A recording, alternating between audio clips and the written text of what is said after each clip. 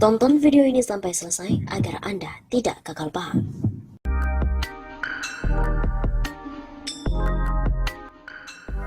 Presiden Gadungan.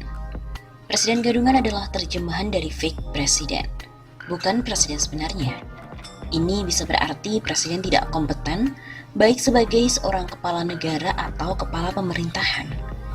Ia bisa sebagai boneka yang dimainkan oleh orang, kelompok, atau kekuatan lain. Fake presiden dapat juga identik dengan presiden abal-abal. Presiden gadungan juga disebabkan delegitimasi jabatan berupa hilangnya kepercayaan rakyat. Keberadaan presiden dinilai hanya merepotkan. Rakyat menderita oleh perilaku politik presiden yang dianggap tak berkualitas dan tak memiliki sensitivitas. Hal seperti ini adalah efek dari orientasi yang hanya pada diri dan kroninya. Lalu, rakyat pun menjadi bulan-bulanan dari slogan yang hanya bernilai pencitraan.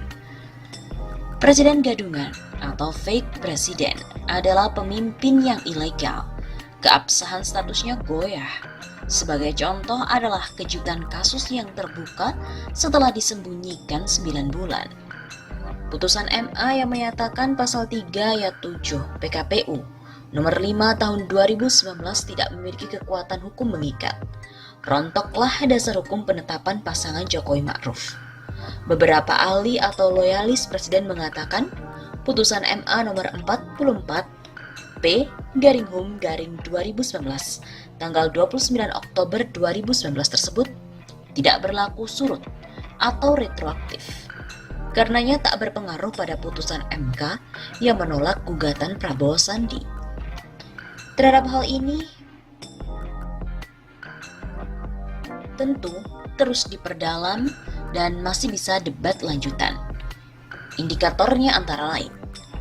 Pertama, permohonan uji material Rahmawati CS terregister di Mahkamah Agung pada tanggal 14 Mei 2019.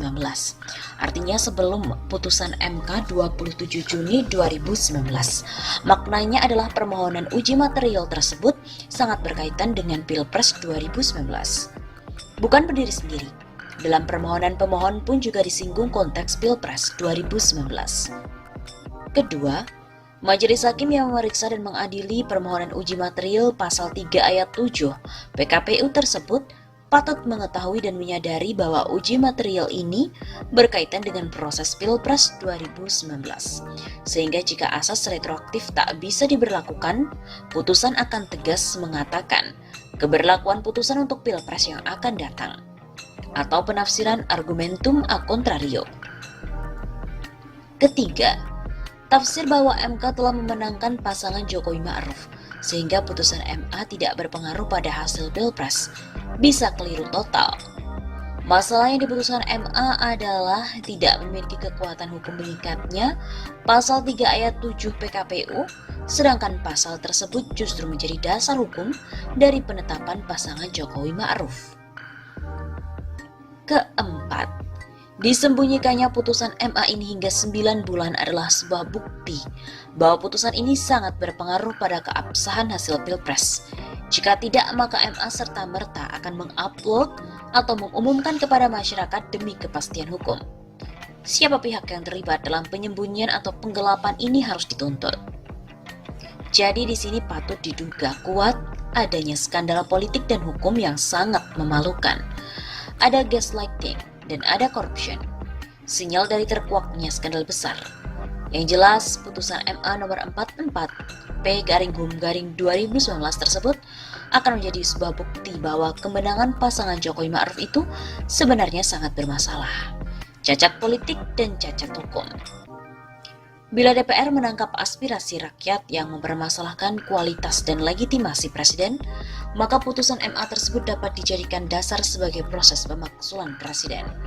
Putusan MA nomor 44 P/HUM/2019 itu dalam kaitan keabsahan pasangan Jokowi Ma'ruf bukanlah pelintiran, tapi suara hukum dari keadilan dan kebenaran.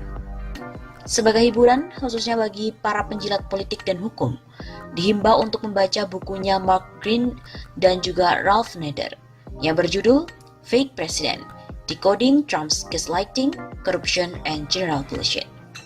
Fake presiden tidak boleh dibiarkan, siapapun dan kapanpun, karenanya harus diakhiri.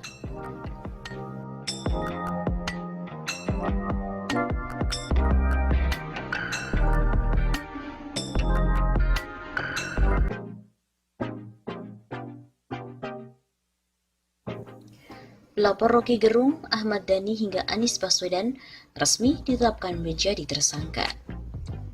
Masih ingat Jack Boyd Lapian yang merupakan pelapor banyak tokoh seperti Rocky Gerung, Ahmad Dhani sampai dengan Gubernur DKI Jakarta Anies Baswedan?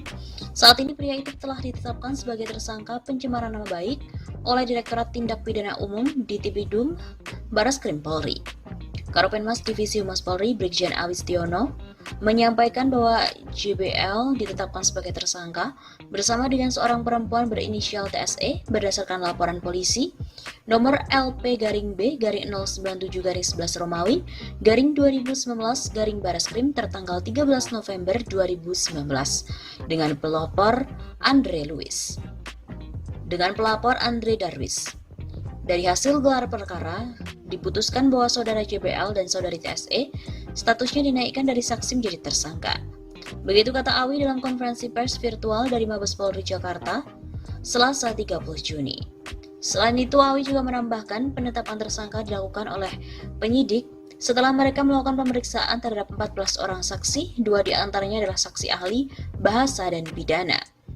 Adapun pasal yang menjerat Jack Boyd Lapian ialah pasal 45 ayat 3, Jungto pasal 27 ayat 3 Undang-Undang Nomor 19 Tahun 2016 tentang perubahan atas Undang-Undang Nomor 11 Tahun 2008 tentang Informasi dan Transaksi Elektronik atau ITE. Jack Lapian dikenal sebagai Sekjen Cyber Indonesia dan merupakan seseorang yang menjadi pelapor terhadap sejumlah tokoh seperti Rocky Gerung dalam kasus dugaan penodaan agama terkait pernyataan Rocky, yaitu kitab suci adalah fiksi. Selain Rocky Gerung, sudah banyak pendukung oposisi pada saat musim Pilpres yang sudah dilaporkan oleh Jack Lapian kepada polisi, seperti Fadlizon, Ahmad Dhani, Ferdinand Hutahian hingga Anies Baswedan. Badan Reserse Kriminal Polri telah menetapkan Jack Lapian dan juga Titi Sumawijaya Empel sebagai tersangka dalam kasus pencemaran nama baik yang telah melibatkan pendiri Kaskus, Andre Darwis. Dari hasil gelar perkara diputuskan bahwa saudara JBL dan saudari TSE statusnya dinaikkan dari saksi telah menjadi tersangka. Begitu kata Kepala Biro Penerangan Masyarakat Divisi Humas Mabes Polri, Brigjen Awistiono kepada pers saat konferensi pada hari Selasa 30 Juni.